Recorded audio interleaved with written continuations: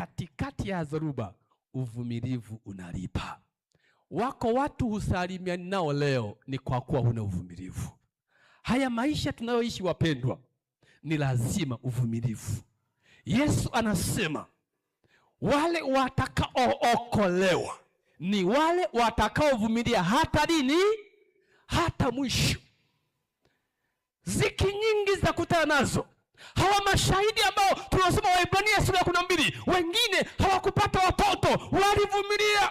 Wengine walikuwa ni malaya, walipokuja kwa Mungu walivumilia. Wengine walikuwa wanadharauliwa, lakini Mungu akawainua. Sikia wapendwa, Yusufu alipokuwa shimoni, sasa kwa Potifa, sasa akiwa gerezani, Mungu anamwandaa Yusufu kwa mambo makubwa.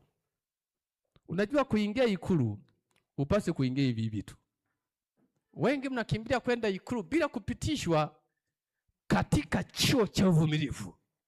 Hutastahimili ikulu, hutastahimili mbinguni, hutastahimili katika maisha matakatifu. Ni lazima utakatifu, imani isiyopimwa na dhoruba, isiyopimwa na changamoto. Imani hiyo ni feki. Punga mkono wako. Mchana wa leo Mungu anatoa wito kwetu. Ikiwa tu Yesu alivumilia, naam hata mauti.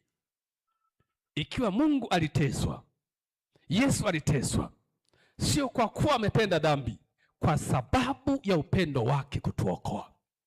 Ikiwa Yesu Kristo alitemewa mate, sio kwa kuwa anakosa, kwa sababu ya upendo wake wa kutujali. Vipi wewe leo unayelikiri jina la Bwana? Vipi wewe leo unayeitwa mtumishi wa Bwana? Vipi wewe leo ambaye ni mcha Mungu, mahali unapofanya kazi, mahali unapoishi, haya hutayakwepa. Uvumilivu unatupatia nafasi. Neno uvumilivu halina maana ya kuwa dhaifu, haina maana ya kupoteza fursa, bali linatupatia nafasi ya kufanya maamuzi sahihi. Usivumilie mtu anaongeza mpaka wa shamba lako, yasema tumeambiwa ufanye nini. Tafuta utaratibu, ila usimkute anaongeza hapo namwambia ngoja tuzipime. Uvumilivu. Maana ukizipiga na unaingia kwenye shida. Uvumilivu inakusaidia kuchukua maamuzi sahihi kwa wakati sahihi, kwa jambo sahihi. Yako mambo mengi umekosea sana. Kuna mtu ulimwambia sivyo na leo unajuta. Huenda kuna kijana wa kiume ulimwambia humpendi, ulipotafakari uliona ya kwamba ulisema jambo ambalo linakugharimu. Hata kwenye uchumba unawaambia vijana usilopoke jibu haraka haraka. Kijana akikwambia anakupenda pozi, mwambie nipe muda nikafanya nini.